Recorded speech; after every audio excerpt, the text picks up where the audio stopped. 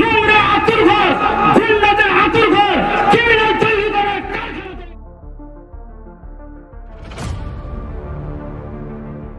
মহিলারা কি বলছে, মায়েরা কি বলছে, পার্টি অফিসগুলোতে রাতের পর রাত মহিলাদেরকে নিয়ে গিয়ে তাদেরকে অসম্ভব কি বলে লিস্ট থেকে ঘরের নাম কেটে দেবো, পায়খানা দেবো, এর ভয় না।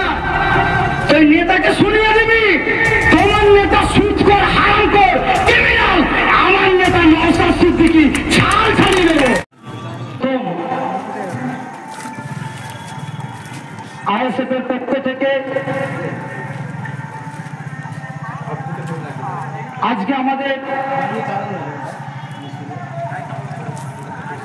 দক্ষিণ কেন্দ্রে এই যে কার্যালয় উদ্বোধন অনুষ্ঠানকে কেন্দ্র করে আমাদের মধ্যে আইএসএফ এর নেতৃত্ববৃন্দ উপস্থিত আছেন, সাথে সাথে সামনে অনেকগুলো মানুষ এসে উপস্থিত হয়েছেন এবং মাইকের আওয়াজ যত দূর পর্যন্ত যাচ্ছে প্রত্যেককে সংগ্রামী অভিনন্দন জানিয়ে গুটিগত কথা। সর্বপ্রথম ধন্যবাদ জানাবো আমাদের বহিরাঞ্চলের অবজারভার জাহাঙ্গীর খান মহাশয় এবং এই চাঁদপাতা গ্রামের আমাদের আইএসএফ এর যখন কর্মী আছে, যে সকল কর্মী আছে প্রত্যেকটা কর্মী ভাইকে সংগ্রামী অভিনন্দন, বুক ভরা ভালোবাসা। আজকে আমি কয়েকটা কথা বলবো, বিশেষ করে আমার কথাগুলো মাইকের আওয়াজ যত দূর পর্যন্ত যাচ্ছে আপনারা এটা আইএসএফ এর পার্টি অফিস উদ্বোধন বলে শুধু নয়, গ্রামে আইএসএফ যে করেন, তৃণমূল করেন, সিপিআইএম করেন, বিজেপি করেন, কংগ্রেস করেন, যে যেটা করছেন করুন, মনোযোগ দিয়ে মানুষ হিসাবে কয়েকটা কথা বলবো, মন দিয়ে শুনবেন। আমার কথাগুলো নেগেটিভ ভাবে নেবেন না, বোঝার চেষ্টা করবেন। কারণ প্রত্যেকটা মানুষের কাছে তার পরিবার, তার পাড়া, তার মহল্লা, তার গ্রাম, সেই গ্রামের মানুষের কাছে একটা দায়িত্ব, কর্তব্য তার প্রতি থাকে। যেমন পরিবারের গার্জেনের প্রতি একটা কর্তব্য থাকে, তার পরিবারের মানুষদের দেখভাল করার একটা কর্তব্য থাকে, ভালো মন্দ বিবেচনা করা। এলাকার মানুষেরও কর্তব্য থাকে, এলাকার মানুষের উপরে কিছু কর্তব্য, দায়িত্ব থাকে, সেটা দেখা, খেয়াল রাখা। আমার অঞ্চল, আমার গ্রাম, যত বড় আইএসএফ এর নেতা হোক না কেন, যে হোক না কেন, প্রত্যেকটা মানুষের একটা করে কর্তব্য আছে, নিজের কর্তব্য। সে কর্তব্য মনে করে কয়েকটা কথা আমি বলবো, কথাগুলো শুনবেন। আমার আগে আনোয়ার মল্লিক ভাই একটা কথা বললেন যে আইএসএফ এর পার্টি অফিস থেকে কি করা হবে।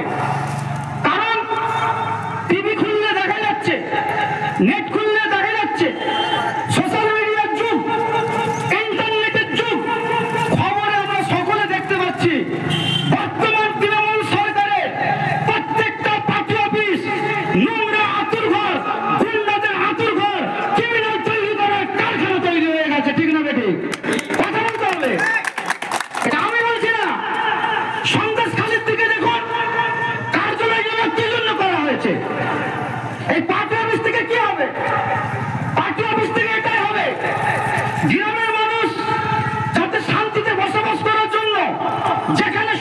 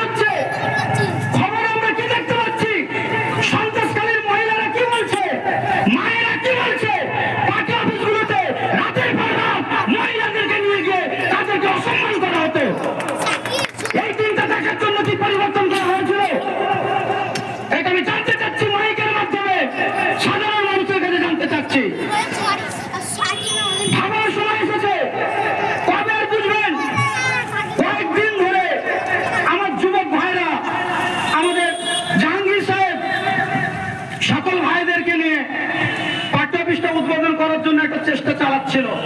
হঠাৎ করে কথাগুলো শুনবেন, মাইকের আওয়াজ অনেক দূর পর্যন্ত যাচ্ছে। আমাদের ছেলেদের বুদ্ধি হয়েছে খুব, জানেন তো, যে অনেকে বলে কেস দেবো, তোর ঘর কি বলে লিস্ট থেকে ঘরের নাম কেটে দেবো, পায়খানা দেবো, এর ভয় দেখায়। ওই জন্য অনেকে আসতে পারে না।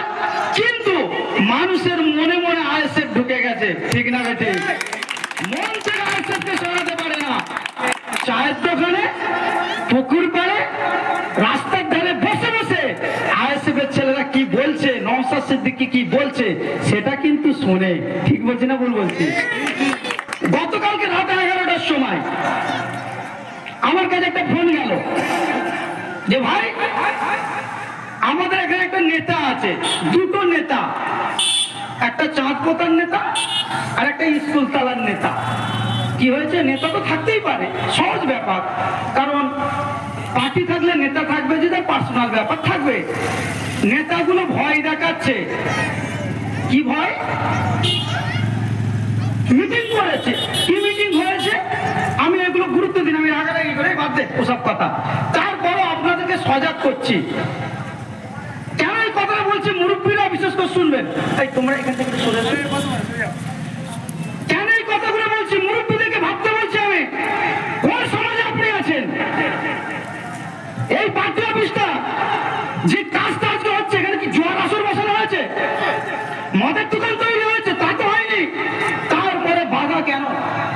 তো কালকে বলছিল 11টার সময় ঝামেলা করবে, মারামারি করবে।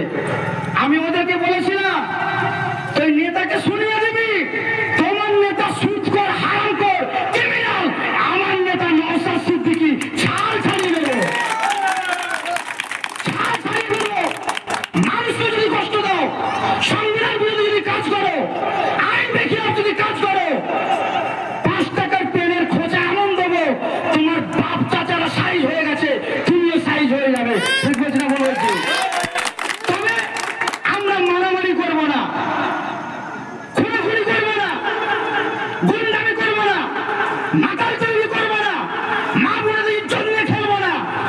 আমরা আইনের লড়াই চালিয়ে যাবো। খবর দেখেননি?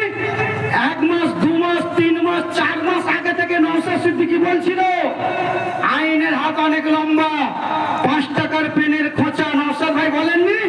এমন পেনের খোঁচা দিয়েছে তাবুলে নেতা জেলে ঢুকে গেছে। ঠিক বলছি না ভুল বলছি?